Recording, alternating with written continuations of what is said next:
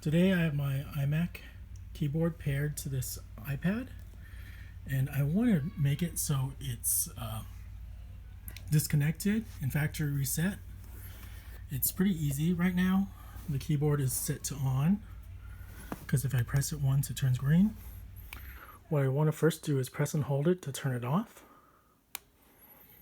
And now when I turn it on, just press and hold it until you see that it blinks. And if it starts blinking, that means it's been factory reset. So it's ready to pair with any new device. And so that's how you reset your Apple iMac keyboard. This is an older one. I think it's from 2015 or 2014.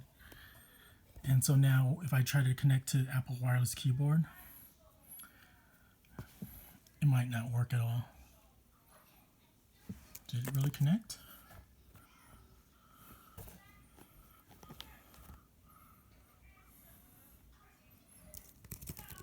And it really connected, even though I reset it.